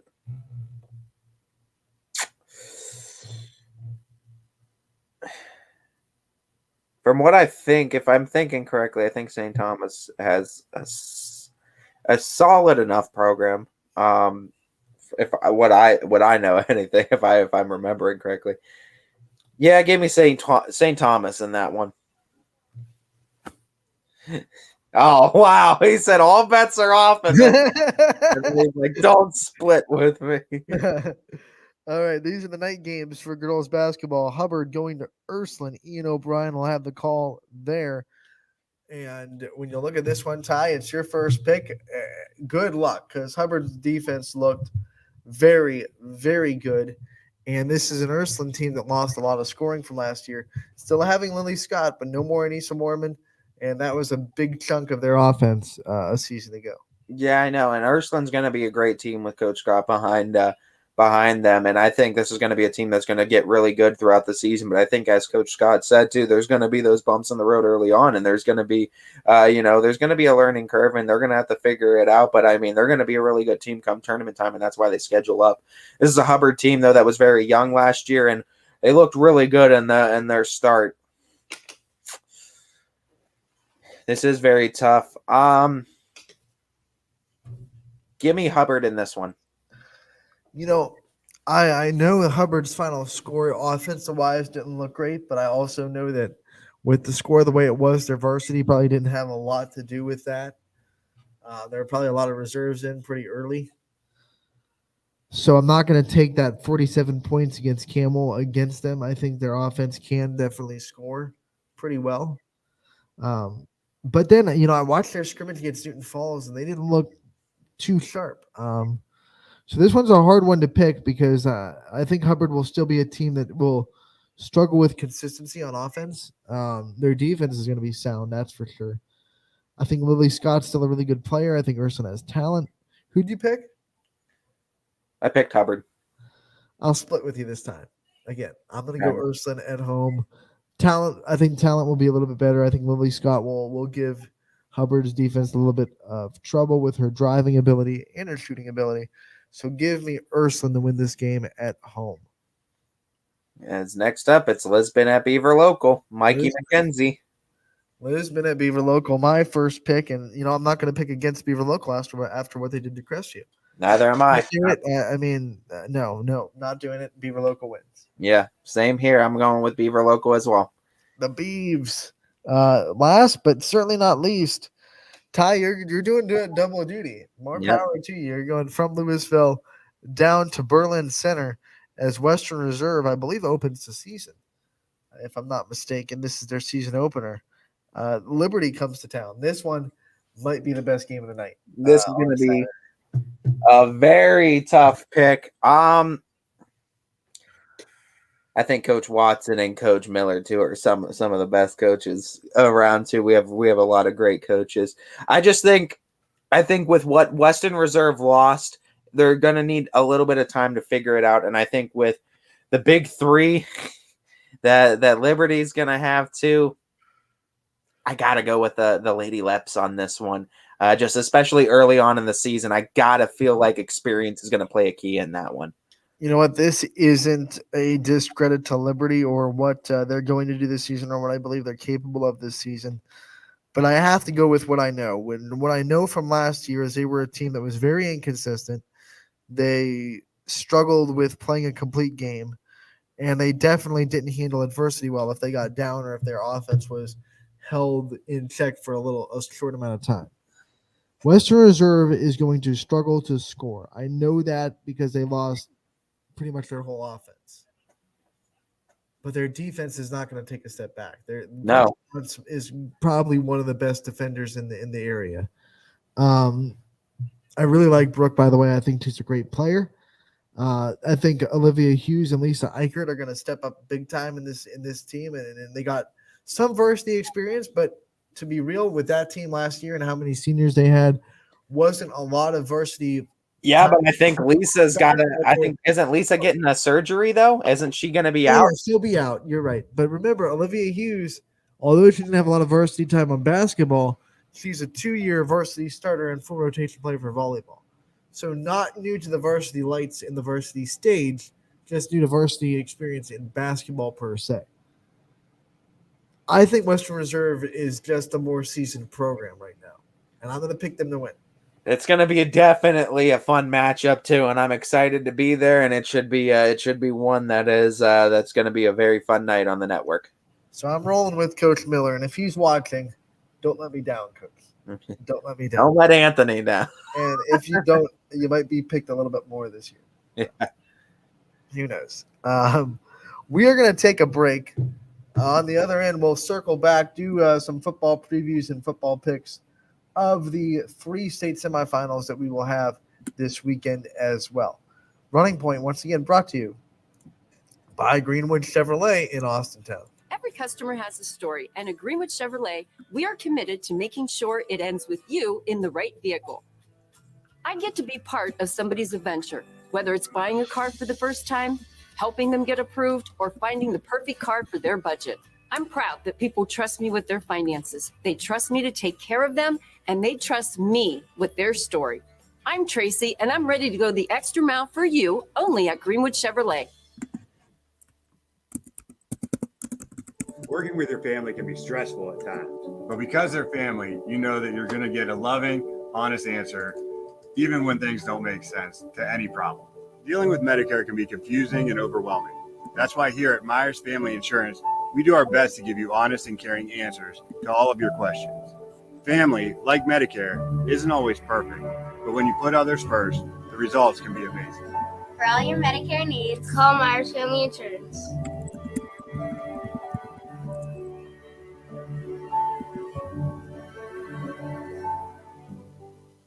It's storm season. I think we're undergun for some heavy storms over the next couple of hours. And Storm Tracker 21 is ready. This is probably the one we're keeping a closer eye on. On air, And locally, we're going to have a lot of eyes on our area. online, All right, let's talk high-risk futurecast and the timing of this weather. on social media, and on our app. Notice we'll have scattered showers on Thursday. Stay ready with Storm Tracker 21. The severe weather threat now through around sunset this evening. Hi, this is Tommy Clem, owner of WRS Insurance Solutions. WRS Insurance Solutions is a local independent agency that specializes in life, Medicare, long-term care, and disability products. Call us at 330-953-3722 or visit us at wrsinsuranceSolutions.com to learn more. Good luck to all the student athletes in the Valley. Hi, I'm Colin Chupa. And I'm Kelsey Clem from K-Squared Marketing. Our boutique marketing firm specializes in media planning and buying, public relations, event marketing strategies, and strategic sponsorships. We can integrate our services with your existing game plan, or we can be your entire marketing team. Your goals, our game plan. Let's win together. Call K-Squared Marketing at 330-623-2730 or visit ksquared.marketing to learn more. Jimmy Sutton here, Director of Isle, Purple Cat, and Golden String. We are happy to support YSN and two of my favorite people, Scotty Mincher and Super Dave O'Malley. We are an agency that provides services for adults with disabilities. We infuse humor, passion, and joy into their lives. If you know of any folks with disabilities that need our assistance, please contact us.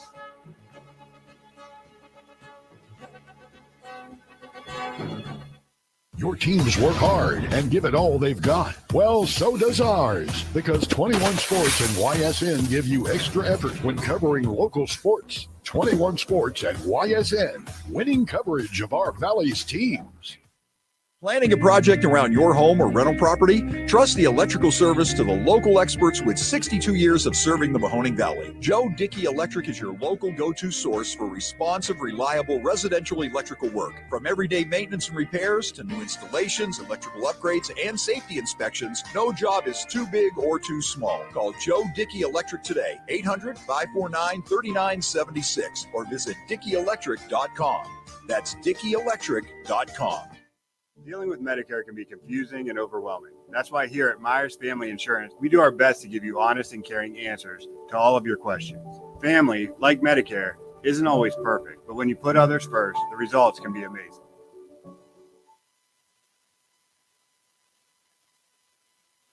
Welcome back to Running Point on ysnlive.com, brought to you by Greenwood Chevrolet in Austintown. Anthony Hartwig with you alongside Ty Bartell as we continue this last running point of the week before we head into Thanksgiving break, and we'll be back on Monday. Ty, before we start our football picks, I just want to get on the same page, make sure there's no arguments, and go through these picks real quick and make sure we both know exactly who we picked and mark it down for the record books. So there are no arguments come Monday.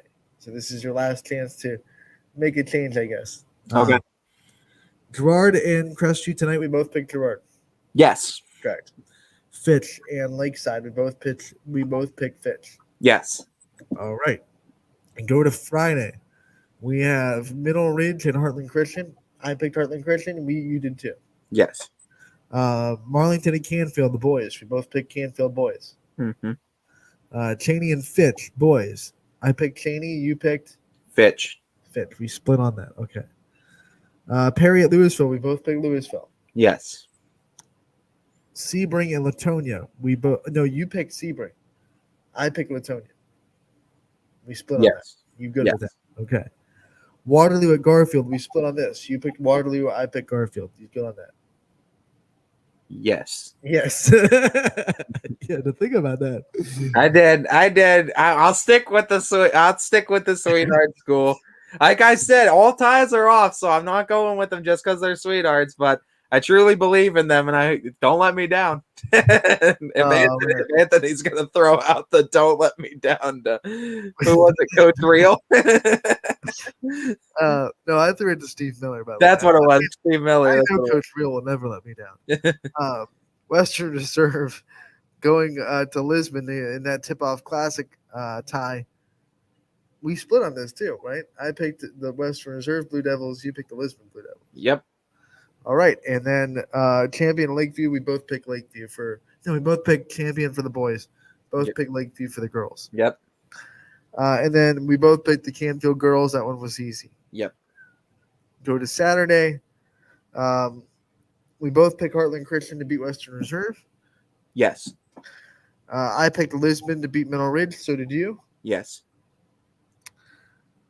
We both picked Salem to beat Austintown Fitch. Yes. We both picked Camel to beat Cheney. Yes. We both picked Louisville to beat Chardon. Yes. Both picked West Branch to beat East Liverpool. Yep. We both picked Mooney to beat Boardman. Yep. You took Aquinas. I took East. Yep. You took Hubbard. I took Ursuline. Yep. We both picked Beaver Local. Yep. You took Liberty. I took Western Reserve. Yep. All right. That's it. Oh, boy. We're locked in. There were a lot of splits. As of course, that's why we did the basketball separate from football, because I think the basketball picks are their own thing. We're doing those. Or are we combining them with the football? We're not combining them because we okay. So yeah, that's what I'm saying. That's why, to make it less confusing for us, we can that way we didn't have to keep jumping back and forth. We have all the basketball done.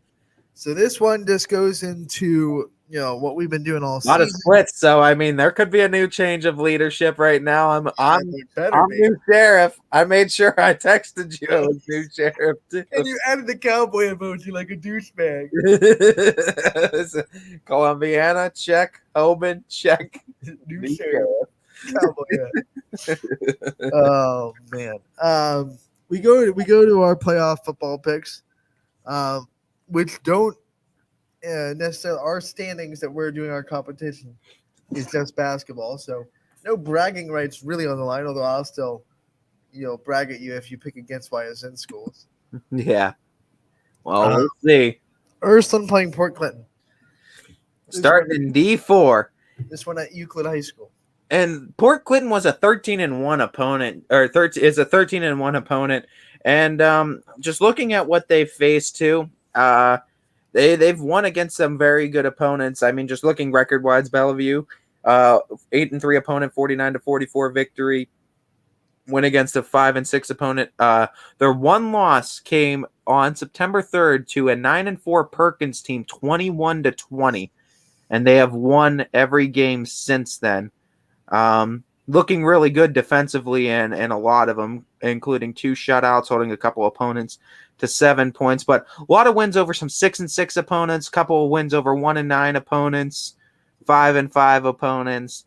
But I mean, getting in the playoffs, here's their path since they got in the playoffs. October 29th, home matchup versus Scott, 6-5 opponent. They beat them 47-0.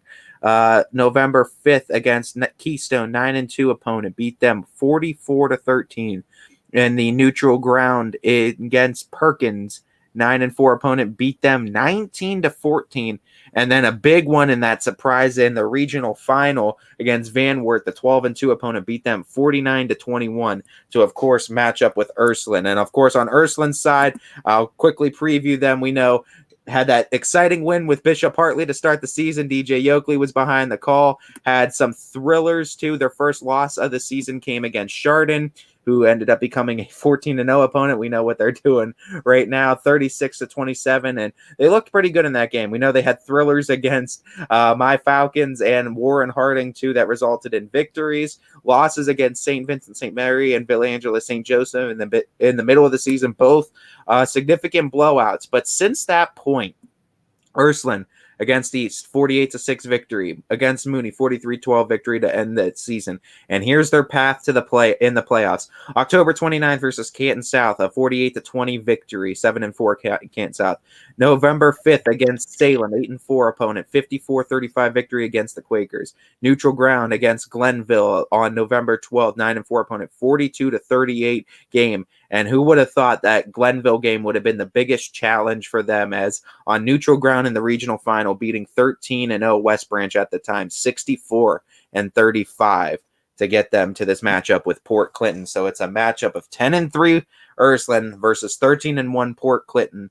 The biggest matchups, though, that I'm looking at for Ursuline, strength of schedule, I gotta kind of lean it towards Ursuline on this one.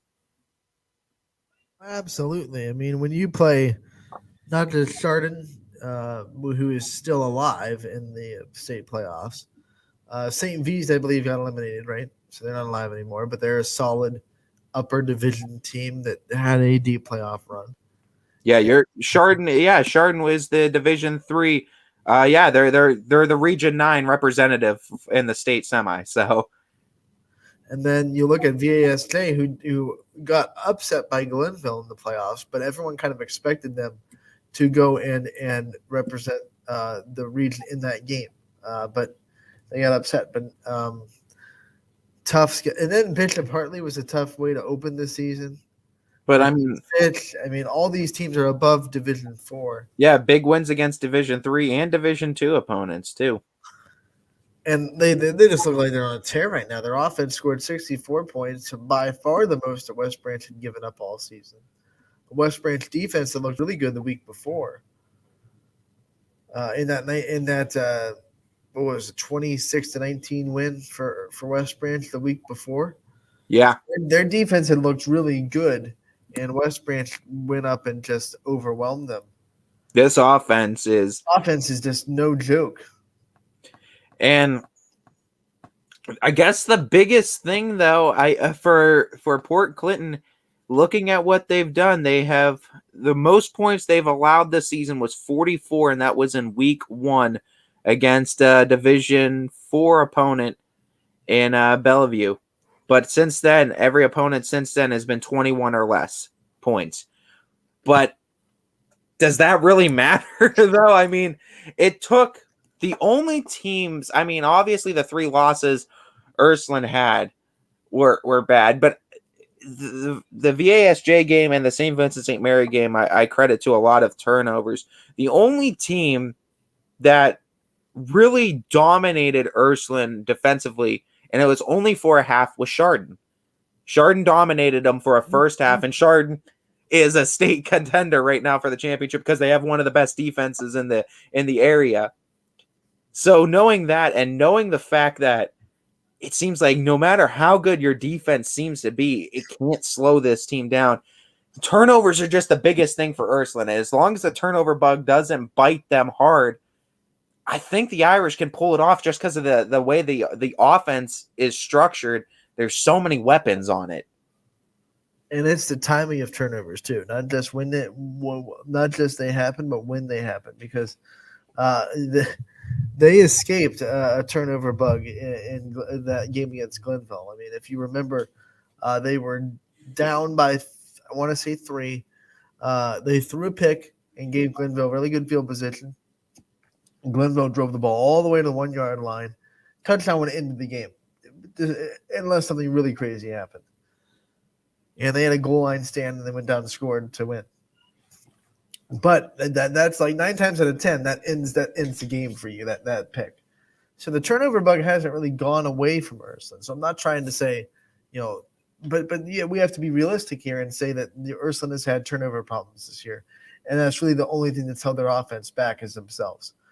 I think they'll stay away from turnovers. I'm going to pick Ursuline to win this game. I haven't picked against the YSN banner all year. I'm not going to start in the state semifinals. Yeah, and I mean, defensively, Ursuline, it's just going to come down to making those big stands when they need to. But they haven't been a perfect defense, but they've made big plays when they needed them to make.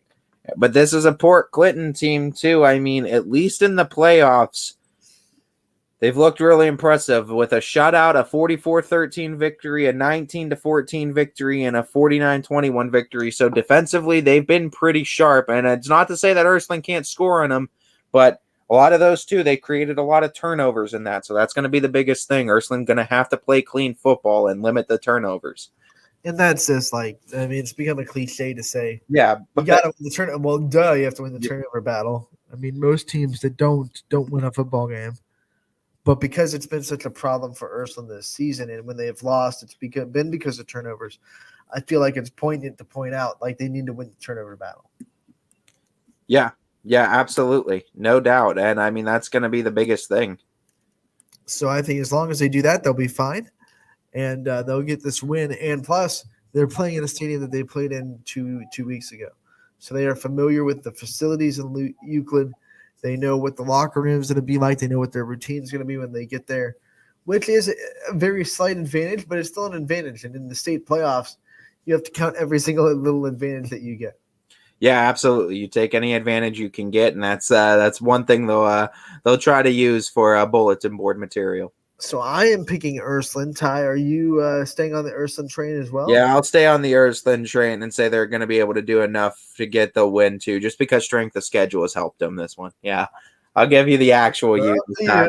No tricks this time, Billy Mack. I got you with the U. Just for Billy Mack, and I'm sure he'll pop up with some shamrocks. We move on to Saturday in Division 6. Springfield taking on a surprise. I don't think anyone expected Cary to get this far in the playoffs. Cary, not the horror movie or the Stephen King novel, but in fact the high school playing in Springfield. They'll be playing in Euclid as well. I had to think for a minute. They'll be playing in Euclid as well. So Euclid pulling double duty and hosting this game as well as Friday night's game. And Springfield is hoping that Cary isn't full of nightmares like the movie. You look at this though, and you feel like you're in a Stephen King movie because I feel like I'm looking at double, just like Springfield too. And let me point out some of these similarities too between Cary and Springfield. Cary's last loss came on August 20th, first game of the season against Hopewell Loudon, a Division 7 opponent that is also in the state semifinals right now. 13-1 Hopewell Loudon, 30-15 to open the season. Since then, they've rattled off 13 straight victories, and including one game that was very close against Galleon. They won 35-21, but just like Springfield, we know with Brookfield, after losing to South Range, they were able to beat Brookfield close. And then just like Springfield did, Cary has rattled off a defensive performance of wins 51-6, 35-17, 49-14, 65-0, 56-0, 49-0, 37-14, 48-0. And then they get into the playoffs, and in their road to the playoffs, 4-6 Van Buren, 33-0 victory, 10-2 Tenora, 20-0 victory. Crestview, 42-14 victory. The 12-1 Crestview, not our Crestview. Not our Crestview, a different Crestview. 42-14 over 12-1 Crestview, and over Liberty Center, 11-3 opponent, 31-7. They've only allowed 21 points this entire playoffs. On the other side, we know Springfield lost to South Range back on August 20th. Had that close win against Brookfield, and then rattled off some impressive victories: 41-14 against Geneva.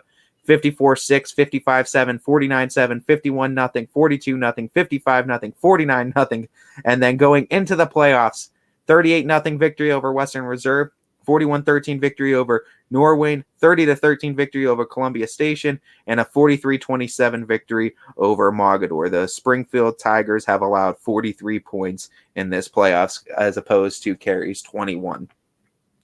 Very, very similar teams, or very similar paths, rather, to the playoffs. And it's eerily similar how close and everything was, and that both teams lost on August 20th, have rattled off 13 straight victories, and have looked, a lot of the scores are looking really similar too, with shutouts and holding teams to 14-7. This is going to be a fun matchup in the state semis, I think.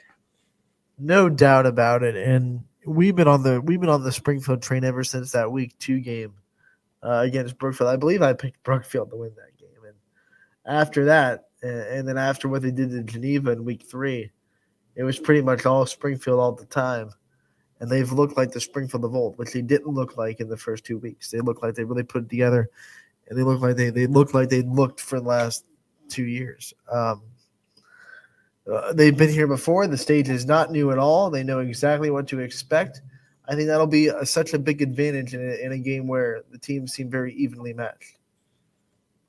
Yeah, and I think you're absolutely right. And yeah, I think you can't ever put a price tag on experience. And you're right, being there the last 2 years, a lot of the butterflies for these players that have been there and done that. Yeah, there's still excitement. You're on the state championship. You obviously you appreciate, you respect the ground you're walking on. You appreciate the fact that you're there and what it took to get there. But the excitement, and you're not starstruck maybe as you are your first time there. So being there last year and being so close. And getting back out to this point, knowing you're 2 wins away, this is a team that's just standing in your way. I'm going to pick this one, and I haven't picked, like I said, since Geneva, and I'm not going to jump off this train still. I'm going all the way to the state title with the Tigers. Give me Springfield in this one. Don't jump off this train. It's going way too fast. You will not survive. Yeah, no doubt. And I think the offense is going to be the key factor for Springfield and just how dynamic that offense is. Correct me if I'm wrong, but Coldwater is still on the other side of that state bracket. So I do believe so, and that is going to be, oh my goodness. And you want to talk about, that's kind of like, that's the same thing as like Kirtland South Range, I feel like right now for, and if Springfield can have the movie written out for them where they meet Coldwater again, that would be the perfect, and I mean that's the perfect test too. And what almost poetic like it finished to it to have Coldwater be on the other end. But I'll double check that and make sure that we're correct on that first to just double check. But I'm pretty sure they are. And if they are, and if that is, that'll be round 2 with Coldwater, and then round 3 for Springfield with that conference, the MAC that Coldwater is in, because their first state championship appearance, they lost to Anna, who is also in that conference. And let's see. Along with New Britain, who West Jefferson versus Coldwater. All right. So, I mean, you might get round 2, so that would definitely be interesting. But don't overlook them. But I do think the Tigers do come away with the victory over Cary. All right, so you're picking Springfield. I'm picking Springfield. I think Ysn Nation is going to be behind Springfield completely. And you know, the funny thing is, we talked about that loss to South Range. But now Springfield kind of has the last laugh because they're still playing, and South Range has to sit at home and watch with the popcorn. Yeah, and I mean, it's unfortunate too, but hey, South Range ran into Kirtland, so I mean, you can't. I mean, your hats off to what South Range was able to do. As I'm sure the Raider faithful will just say, "We'll see you next year." Right. We'll see you back again, same time, same place. And yeah. Well, next year, remember, it's a realignment, so hopefully we don't see it. Kirtland's always a team that kind of shifts, and South Range is on the teeter point too. They're not a big division. We could get South Range and Springfield in Division 6. Then keep Kirtland out. Like if Kirtland drops South Range and Springfield in Division 6 is going to be, oh my God. As long as Kirtland stays in 5. Anthony's like, don't let Kirtland near us. Anthony wants nothing to do with Kirtland. If it's Kirtland, Springfield, and South Range in that region, everyone else can just give up. Oh yeah. Oh, absolutely. There's you need to be D7 then. Can we be D7? Speaking of D7 though. Hey, here we go. Perfect segue. JFK versus Newark Catholic. Just looking real quick on the preview for Newark Catholic, 13-1 record, big victories over D5 schools 34-8, D6 school 38-14, 35-15 over a D5 school, 41-40 over D7 Fort Loramie, Licking Heights D2 school victory over them 49-28, D5 48-8, D5 41-0. These are all teams that 1-9 opponents, 2-8, 0-10. Their loss on the season came to Heath, a 10-3 opponent, 28-21. And then they beat Northridge to end the season. Playoff matchups to get to this point. Danville, they beat them 34-16, 4-7. 6-5 Caldwell, 42-7 victory over them.